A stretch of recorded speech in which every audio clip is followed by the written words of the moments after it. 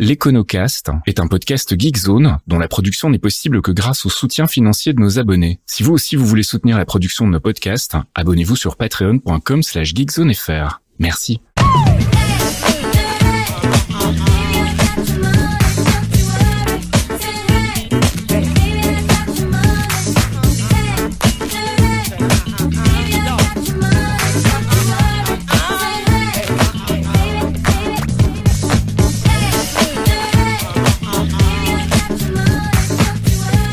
Bonjour à tous et bienvenue dans un nouvel épisode de l'Econocast. L'Econocast, c'est un podcast de vulgarisation finance et économie que je présente avec mon ami Mickaël Vincent. Salut Mickaël. Salut Faskil, bonjour à tous et bonne année. Ouais, bonne année à tous. On enregistre cet épisode pour ne rien vous cacher avant les réveillons, mais on va le diffuser début janvier. Donc voilà, on vous souhaite une bonne année. On espère que ça s'est bien passé. Pour notre part, on va parler régulation financière. Alors pourquoi est-ce qu'on a choisi cette thématique, Mickaël ? Eh bien, ça ne vous aura pas échappé. On a fait un épisode, l'épisode 7, si ma mémoire est bonne, sur la finance verte. Et on a reçu pas mal de retours finalement sur le fait que les auditeurs et les auditrices en voulaient un peu plus. Donc on met un point d'honneur à garder un format réduit, 25-30 minutes. Mais beaucoup de personnes étaient restées un peu sur leur faim sur l'épisode de la finance verte. Mais pour aller plus loin sur la finance verte et parler un petit peu de ce qui pourrait être fait justement pour adapter tout ça aux problématiques nécessaires, j'ai besoin d'introduire d'autres concepts. C'est aussi l'objectif avec l'Econocast. On introduit des concepts au fur et à mesure. Et donc la bonne nouvelle, c'est ce qu'on va faire aujourd'hui. Et on va introduire donc des notions de régulation bancaire et financière. Alors comme d'habitude, en début d'épisode, on fait un petit tour par une définition scolaire, on va dire, de la régulation. Et ici, en l'occurrence, on est allé voir dans le dictionnaire Larousse qui nous dit que la régulation, c'est l'action de régler un appareil, d'en corriger le fonctionnement, fait d'être réglé, fait d'assurer un fonctionnement correct, un rythme régulier. Et en ce qui nous concerne, c'est le processus complexe par lequel un système économique et social parvient à se reproduire dans le temps en conservant l'essentiel de ses caractéristiques structurelles. Et bien, me voilà bien avancé. Il va falloir que tu m'expliques un petit peu tout ça, Mickaël. Voilà, écoute, c'est la définition du fait d'être réglé. Donc la régulation, c'est le fait d'être réglé. Et pourquoi je voulais démarrer un petit peu avec cette définition du Larousse, c'était pour mieux la démonter quelque part, puisqu'en fait il y a deux façons de voir la régulation entre guillemets, ou en tout cas le fait d'être réglé. Il y a une vision assez libérale en finance, c'est que la libéralisation financière, ça assurerait l'allocation optimale des ressources. C'est ce côté un petit peu main invisible, marché rationnel. Donc le fait de finalement, pour que l'économie soit réglée, il faudrait déréguler au maximum finalement. Bien évidemment, ce dont on va parler aujourd'hui, c'est plutôt le contraire. C'est finalement le fait d'imposer des règles, notamment des règles sur la finance et la banque, pour justement, en tout cas pour les règles financières, corriger les dysfonctionnements du marché, parce que même si la libéralisation financière prône un petit peu comme ça l'autorégulation, on voit très bien qu'on arrive régulièrement à des abus, à des crises, et donc à la puissance publique qui doit intervenir. Donc normal de penser aussi à la régulation comme étant le fait d'imposer des règles et non pas le simple fait d'être réglé ou auto-réglé. Et en ce qui concerne plus particulièrement la régulation bancaire, et je pense que c'est bien naturel, pourquoi on devrait imposer des règles un petit peu plus strictes aux banques par rapport à d'autres acteurs ? C'est tout simple et ça fait écho à un épisode précédent quand on parlait de la monnaie. C'est, n'oublions pas, ce sont finalement les banques commerciales, les banques privées qui ont le pouvoir de créer de la monnaie. Je vous renvoie à cet épisode-là. Et donc évidemment, un grand pouvoir impose de grandes responsabilités. Je pouvais pas m'empêcher. Mais donc ça nécessite aussi d'être bien régulé. Alors pour commencer, on va d'abord dire ce que n'est pas la régulation, puisqu'il y a une différence entre régulation et supervision. Oui, alors c'est peut-être, j'aurais pu te poser la question à l'inverse. Est-ce que tu sais qui est le régulateur ? Et tu aurais peut-être dit, c'est la BCE ou les banques centrales, des choses comme ça. Et en fait, c'est pas si simple que ça. Il faut faire la différence entre le régulateur et le superviseur. Le régulateur, avant tout, d'abord, c'est finalement le législateur. Donc, c'est le Parlement. C'est là que la loi s'écrit, et donc, en particulier, la régulation financière et la régulation bancaire, c'est avant tout un problème, finalement, législatif, donc, du Parlement et des ministres. Et bien évidemment, tu as des agences spécialisées qui vont travailler sur de la régulation à plein temps, mais qui doit quand même être validée par le Parlement. Et donc, au niveau français, ça va être par exemple à Bercy, et puis le ministère des Finances qui va travailler comme ça sur les règles ou sur ce qui va devenir peut-être en loi, mais en tout cas les textes de régulation financière. Et au niveau européen, tu as la Commission européenne, mais tu as aussi des agences de la Commission européenne, alors, notamment l'EBA pour la European Banking Authority. qui est donc une agence de la Commission européenne qui fait finalement de la régulation bancaire à plein temps. Alors ça, c'est pour la partie régulation. Et côté supervision, c'est quoi alors? Et donc le superviseur, c'est celui qui va s'assurer que les banques, en l'occurrence, en tout cas pour le secteur bancaire, soient bien en conformité avec cette loi, avec cette réglementation. Donc d'un côté, on a le régulateur qui est celui qui va tenir le crayon pour mettre en place tout un tas de régulations, alors que le superviseur, lui, c'est celui qui va s'assurer que toutes ces règles sont bien respectées au jour le jour. En l'occurrence, au niveau européen, c'est la BCE qui va superviser les plus grosses banques européennes, de manière un petit peu seule et autonome pour les plus grosses banques européennes. Donc la régulation, voilà, de toute façon, ces grosses banques sont pas juste situées dans un pays, mais ont vraiment un impact européen ou mondial. Donc c'est logique d'avoir comme ça un acteur un petit peu régional au niveau du continent qui s'occupe de ça. Pour les plus petites banques, celles qui sont pas comme ça, ce qu'on appelle transnationales, c'est la BCE aussi qui va les superviser, mais avec l'aide des superviseurs nationaux. Donc en France, la CPR, par exemple, qui est liée à la Banque de France.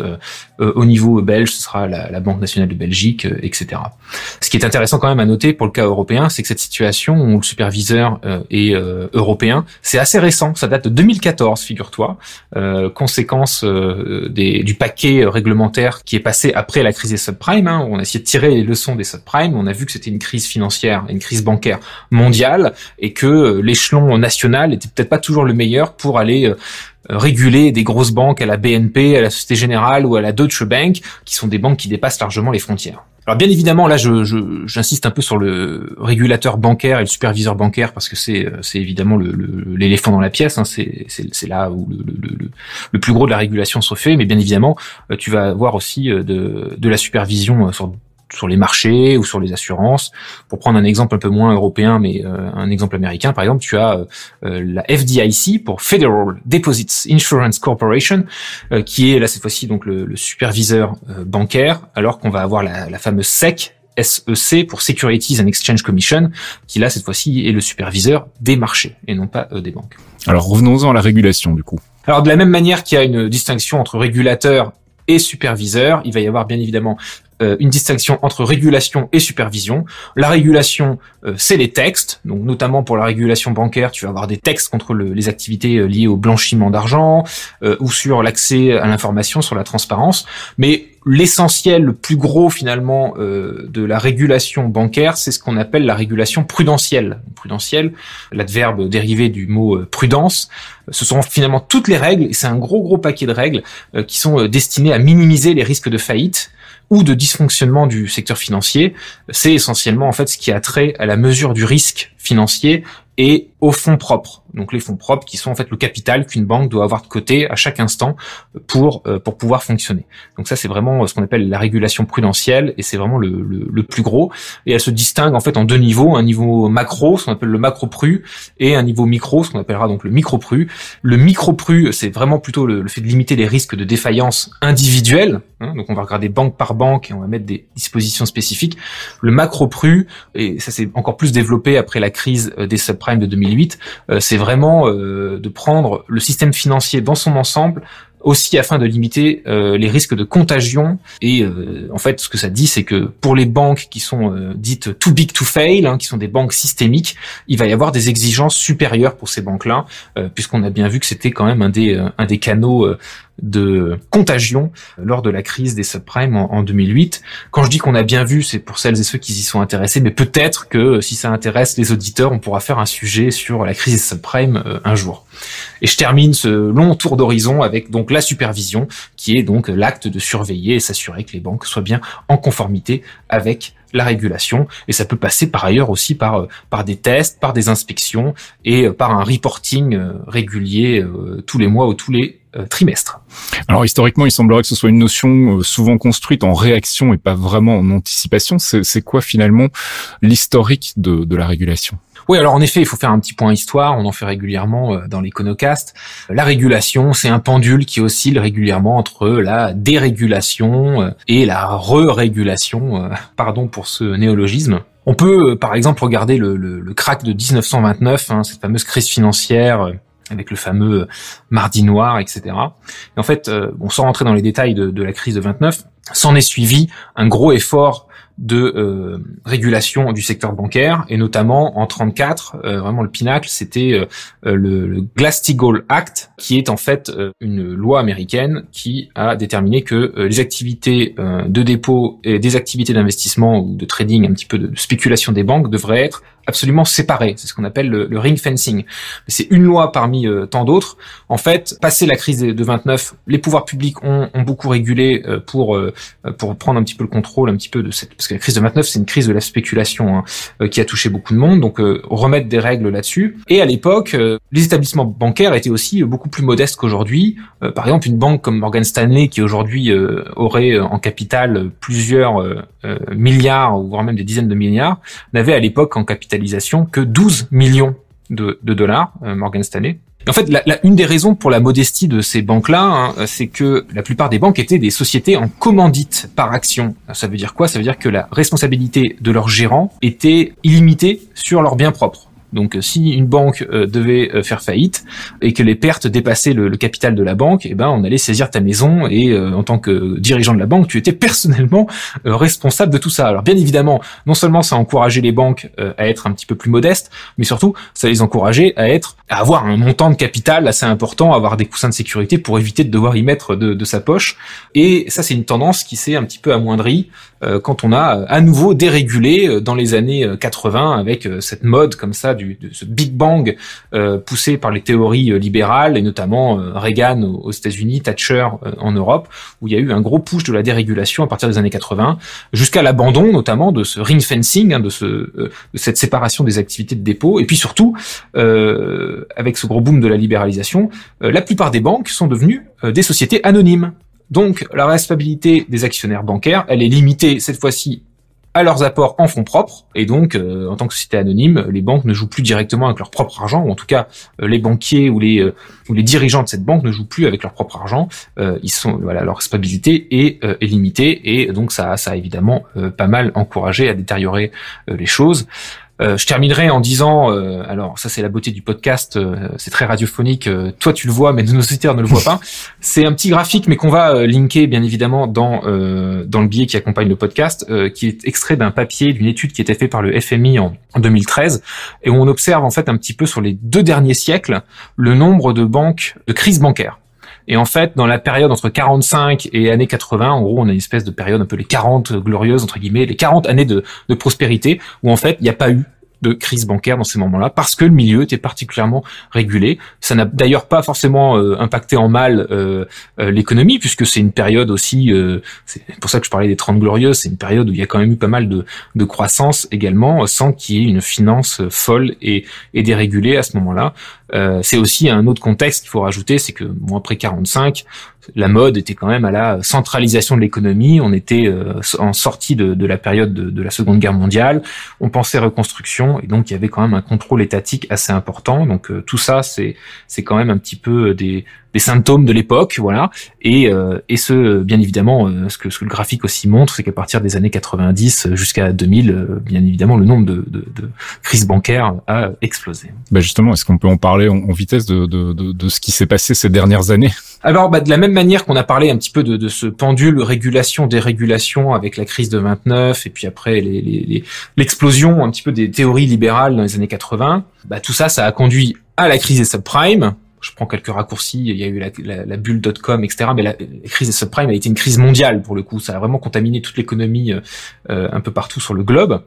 Et donc, s'en est suivi, à raison, tant mieux, un renforcement de la régulation, mais un renforcement quand même plutôt sur la base quand même des acquis des années 80. Donc on n'est pas revenu sur le fait que les banques devaient être des sociétés anonymes, mais par contre on a renforcé justement tout ce paquet prudentiel. Donc on a demandé aux banques finalement de mettre un petit peu plus d'argent de côté, d'avoir quand même un petit peu plus de fonds propres. Il y a eu d'autres régulations qui sont arrivées, donc on a notamment un rôle plus proactif du G20. Ça, c'est suite aux rencontres entre les dirigeants dans les années 2009. Ce qu'il faut comprendre, c'est un petit peu à la manière des COP. Voilà, il y a la COP 15 sur la biodiversité qui s'est terminée le mois dernier en décembre. La COP 27 qui s'est terminée également au mois de novembre. L'idée que c'est un problème, la stabilité financière, c'est un problème mondial. La crise de 2008, la crise des subprimes, a été une crise qui certes né aux États-Unis, mais qui a impacté le monde entier. Et donc, les dirigeants du G20 se sont dit, bon, effectivement, les problèmes de régulation financière, on a plutôt intérêt à regarder ça de manière un petit peu mondiale, supranationale. Et donc, depuis 2008, un renforcement accru des institutions internationales, on va y venir dans quelques instants, mais finalement un alignement des standards sur le fait que la régulation prudentielle est à quelques exceptions près, la même partout dans les pays du G20 en fait. Alors concrètement, comment ça fonctionne cette régulation au jour le jour et puis au niveau mondial, au niveau européen, au niveau national Alors tu vas avoir d'abord des acteurs de cette régulation. Alors on a parlé un petit peu en début d'émission, mais il va y avoir plusieurs niveaux, plusieurs étages.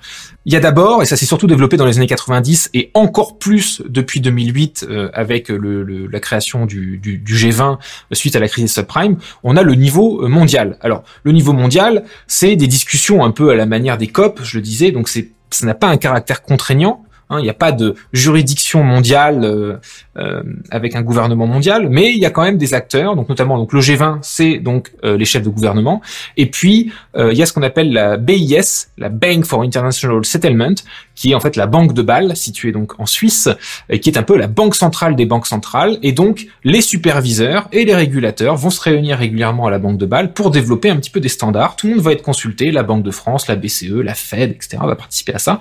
Et puis il y a aussi ce qu'on appelle le FSB pour Financial Stability Board. C'est plus ou moins les mêmes personnes, mais plutôt que de parler de réglementation bancaire, on va regarder aussi les questions de stabilité financière et de marché.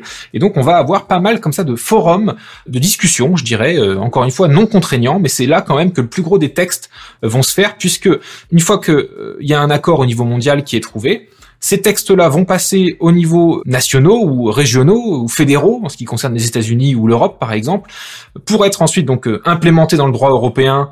Donc ça va être la Commission européenne qui va s'en occuper, mais aussi le Parlement européen. Et puis j'avais mentionné tout à l'heure l'autorité bancaire, les agences, qui vont en fait un petit peu traduire ces textes non contraignants dont les accords sont mondiaux, qui vont les adapter au territoire et qui vont les faire passer via donc la navette législative, donc le Parlement, la Commission, le Conseil, dans le droit européen. Et puis, au niveau national, tu vas retrouver exactement la même chose. Ce droit européen, dans une certaine mesure, doit être ensuite traduit dans le droit local. Et donc là, tu vas avoir Bercy, l'Assemblée nationale, le Sénat qui vont voter des lois. Et puis derrière, la CPR, ou pour les banques, ou l'AMF, l'autorité des marchés financiers, pour les marchés, donc qui vont avoir le rôle de supervision. Donc tu vas avoir vraiment comme ça plusieurs échelons et finalement des acteurs qui se répondent, qui se parlent, mais à tous les niveaux, mondial, européen et national donc. Et bien évidemment, la manière dont ça se passe en général, c'est plutôt donc par réaction. Donc il va y avoir des leçons à tirer d'une crise, d'un choc, d'un scandale. Ça peut être les LuxLeaks, ça peut être le scandale du Libor, ça peut être les crises financières dont on a parlé un petit peu. Et puis quand il y a ce genre de choses, ces acteurs-là vont discuter, vont un petit peu mettre en place de nouveaux textes. Et puis ça va passer dans ces différentes agences et institutions. Sans oublier finalement l'institution entre guillemets qui a peut-être le rôle le plus important là-dedans, wink wink, les banques elles-mêmes. Pourquoi ? Parce que ces banques-là, finalement, elles sont très régulièrement consultées, déjà de manière totalement officielle. Donc, que ce soit au niveau de la banque de Bâle, le FSB, la Commission européenne, toutes ces agences et ces institutions vont systématiquement consulter le secteur. Donc, les banques vont répondre, bien évidemment, à ces consultations. Il y a toujours aussi un côté un peu poreux. Il y a des grands sommets, Davos, etc. Mais même au niveau du G20 et ailleurs, les dirigeants des grosses banques sont souvent invités à parler dans ces hauts lieux de pouvoir. Il va y avoir bien sûr un rôle de lobby au niveau national, mais aussi au niveau fédéral, que ce soit aux États-Unis ou en Europe. Ouais, ils vont avoir des lobbyistes à leur service directement embauchés par la banque, mais ils vont aussi parfois avoir des lobbyistes regroupés en associations. Par exemple, en Europe, la plus grosse, c'est l'EBF, pour European Banking Federation, qui est en fait une association de lobbyistes pour les banques européennes, ou une grosse qui est aussi au Royaume-Uni, c'est la BBA, pour British Bank Association. Et donc on va avoir comme ça des organisations privées qui vont aussi faire du lobby pour le secteur bancaire, en plus des lobbies que les banques vont avoir elles-mêmes, sans même parler de ce qu'on appelle les revolving doors, donc les allers-retours parfois entre privé et public. Il y a eu suffisamment de scandales d'officiels qui sont passés dans le milieu bancaire et vice-versa, et qui ont servi parfois à passer les plats. Pour finir peut-être sur une note plus positive, heureusement, ces consultations et le fait de faire du lobby, les citoyens peuvent le faire aussi, malheureusement pas avec les mêmes moyens et pas avec le même degré d'expertise, malheureusement, mais heureusement qu'il y a aussi des associations comme Finance Watch, par exemple, pour n'en citer qu'une, qui font aussi le travail de répondre à ces consultations et d'essayer de garder en tête aussi l'intérêt commun, je dirais, plutôt que l'intérêt seul des banques. Même si leur expertise, voilà, est à respecter, il faut bien évidemment faire très attention et éviter les tentations comme ça d'autorégulation et le fait que les seuls acteurs qui s'intéresseraient finalement à leur propre régulation soient les banques. Ça, ce serait évidemment pas du tout désirable. Alors, est-ce que tu aurais quelques exemples de textes de régulation? Alors, je parlais de la Banque de Bâle et le fait que le plus gros de la régulation bancaire se fait vraiment sur les règles prudentielles. Et donc, finalement, on a les accords de Bâle. On est actuellement aux accords de Bâle 3, qui sont vraiment, donc c'est le paquet de régulation post-2008.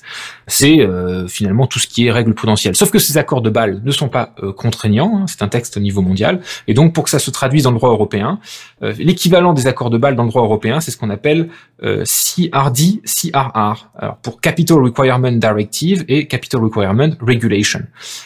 Je rentre pas trop dans le détail, je ne suis pas juriste moi-même, mais en gros, la différence entre une directive et une régulation, c'est que la régulation, quand elle est passée dans le droit européen, elle s'applique partout en Europe de la même manière, alors que la directive doit être encore inscrite dans le droit français ou dans les droits des différents pays de l'Union européenne, avec du coup la possibilité pour les parlements nationaux de modifier un petit peu. Donc, ce qui permet la plus grosse harmonisation, c'est la régulation. La directive permet, elle, d'avoir des petites différences comme ça entre les pays. Et donc l'équivalent des accords de Bâle, donc ces règles prudentielles pour les banques en Europe, donc c'est CRR, CRD, et donc c'est ce qui permet de quantifier le risque, de s'assurer que les banques ont assez de fonds propres, mais aussi de liquidités, hein, en fonction aussi de leur modèle, la fréquence avec laquelle elles vont devoir faire du reporting au niveau de la Banque centrale européenne pour vérifier qu'elles sont bien en règle, les règles de transparence, le fait de devoir se confronter à des stress tests, hein, des tests de résistance régulièrement aussi chapeautés par la Banque centrale européenne. Etc. Avec un défaut, si je puis me permettre quand même de dessiner un petit peu une critique, c'est que ces 30 dernières années, les différents accords de Bâle, et notamment ce dernier volet, misent énormément sur la donnée, sur le fait que la mesure de risque se doit être quantifiée avec des informations vérifiables, etc. Bon, c'est très bien, ça peut être utile, mais ça a aussi les défauts qu'on avait développés un petit peu sur l'épisode sur la finance verte, c'est que le passé n'est pas toujours forcément capable de prédire l'avenir, notamment quand il y a des chocs de nouvelle nature, et c'était notamment le cas de la chute de la biodiversité et de la crise climatique qui sera difficilement capturée par les données de marché historiques, puisque ça n'a jamais été pris en compte, et qui parfois du coup empêche un petit peu d'avancer sur certains points, puisque c'est un petit peu ce qui nous enferme. Tu sais, quand on parlait un petit peu de pendule qui oscille d'un côté ou d'un autre, ça finalement ça encourage à ce qu'on arrive au choc et qu'on prenne les leçons de ce choc une fois qu'il est arrivé. Donc ça, c'est peut-être quand même un défaut de ce tout data, et certains, dont je fais partie, apprécieraient peut-être une approche aussi un peu plus qualitative de tout ça, même si, bien évidemment, le paquet réglementaire s'est renforcé. Pour sortir un petit peu de la régulation bancaire, on peut parler aussi de régulation des marchés. Un des gros textes européens qui est arrivé et qui était une des plus grosses leçons aussi de la crise des subprimes, c'est le texte qu'on appelle EMIR, pour European Market Infrastructure Regulation. Alors celui-ci, c'est tout simple, c'est un texte qui oblige finalement les banques et les investisseurs à avoir finalement un dépôt de garantie quand ils vont rentrer dans des transactions de produits dérivés. Donc les produits dérivés, il y a énormément d'effets de levier, et l'idée d'un produit dérivé, c'est qu'on va faire un pari maintenant sur l'avenir, et puis on va payer, on va réaliser ses gains ou ses pertes à terme. Sauf que dans le même temps, tu peux te retrouver dans une situation de faillite, ou tu peux arriver dans une situation où tu vas pas avoir de quoi payer dans 6 mois au moment du terme de ton contrat. Et donc l'idée, c'est de dire bon bah là, on va passer par une chambre de compensation, et au jour le jour, vous allez devoir mettre finalement comme tu mettrais une caution pour ton appartement, vous allez devoir mettre de l'argent de côté, donc ce qu'on appelle un collatéral. Et donc c'est un mécanisme qui a bien marché lors de la faillite de Lehman Brothers, puisque la petite partie du portefeuille de Lehman Brothers qui passait par des chambres de compensation. Et ça a pris 2-3 semaines et tout le monde a retrouvé ses billes. Il n'y a pas eu de problème sur cette partie-là du portefeuille. Donc là, les dirigeants du G20 se sont dit bingo, on va imposer ça un peu partout en Europe et dans le monde. Et donc c'est comme ça que ça s'est passé. Bien évidemment, en mettant le curseur à fond d'un côté, ça a d'autres effets moins désirables. Mais ça, ce sera peut-être aussi l'occasion d'un épisode un peu plus technique. Je réalise aussi que c'est quand même beaucoup de jargon tout ça. Alors forcément, qui dit régulation dit aussi des gens qui vont essayer de décontourner ces régulations. Alors aujourd'hui, j'imagine qu'il y a des outils qui existent pour y échapper. Alors il y en a beaucoup et bien évidemment mon objectif ce sera pas d'en faire la promotion. Il y aurait aussi de quoi en faire un sujet complet, donc je ne ferai que toucher la surface en évoquant bien évidemment le côté décentralisateur de la finance, le fait de se passer du régulateur, des banques centrales, etc. C'est aussi un des rêves des cryptos, de la blockchain et de cette finance un petit peu parallèle qui se développe de plus en plus. Et donc on l'a vu, c'est un milieu qui n'est pas régulé. On a vu récemment la faillite de FTX et le régulateur n'a rien fait et c'est normal. Ces plateformes ne sont pas régulées et la crypto n'est pas régulée, donc il n'y avait pas de raison que le régulateur vienne au secours. En plus de ça, il y avait de la fraude derrière FTX, mais bon, ces questions de crypto ou de fonds ou d'agences qui vont faire de la crypto, on peut généraliser sur tout ce qu'on appelle le shadow banking ou donc les banques de l'ombre, pour le dire de manière un petit peu moins flippante, ce qu'on appelle les non-banks. Ce sont en fait toutes ces institutions qui ont le goût des banques, ont la couleur des banques, mais ne sont pas des banques. Elles ne sont pas des banques dans le fait qu'elles n'ont pas de licence bancaire et donc elles n'ont pas la possibilité d'émettre de la monnaie comme une banque. Et donc il y a un arbitrage entre savoir si on veut les avantages et les inconvénients des banques ou si on est plus à l'aise avec le fait d'être moins régulé, mais avec un petit peu moins de pouvoir de création monétaire avec le shadow banking. Voilà, si vous voulez un petit peu explorer la finance dérégulée ou moins régulée, la partie crypto et la partie shadow banking sont sûrement des mots-clés qu'il vaut la peine d'explorer. Et puis si vous voulez creuser la notion de régulation, on a évidemment des recommandations de lecture, alors je vais les passer très vite en revue. Ce sera linké dans le billet qui accompagne ce podcast. Il y a bien évidemment la BD Economics qu'on ne présente plus.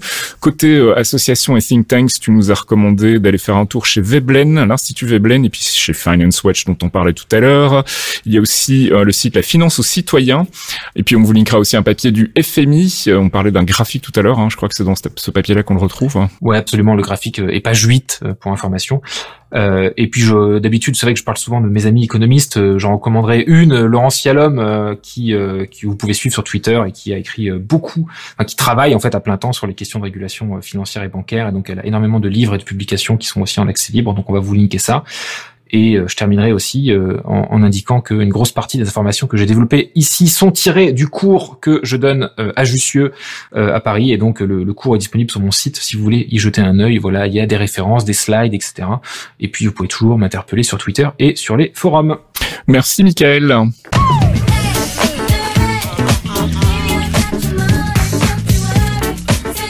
Et c'est la fin de ce 9e épisode de l'Econocast. On se retrouve très bientôt pour l'épisode 10. On n'a pas encore arrêté le sujet ou on a déjà une idée, je sais plus. Il se pourrait qu'on parle de fiscalité. Ah, ok, d'accord. Il se pourrait, mais on peut encore changer. Oui, bien sûr. Puis si vous avez des demandes particulières, n'hésitez pas à nous les signaler dans les forums de Geekzone ou bien sur Twitter. Vous pouvez nous alpaguer, Fastkill ou Zerovins, VINZ. On se retrouve très bientôt pour un nouvel épisode de l'Econocast. À très bientôt. Ciao. Bonne rentrée à toutes et à tous et à la prochaine.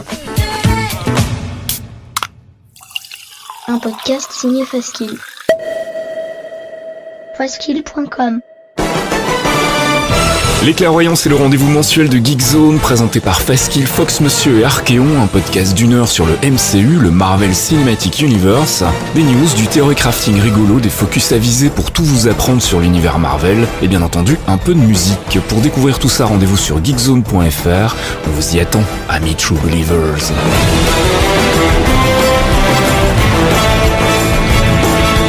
Have care how you speak. Loki is beyond reason, but he is of Asgard. And he is my brother. He killed 80 people in 2 days. He's adopted.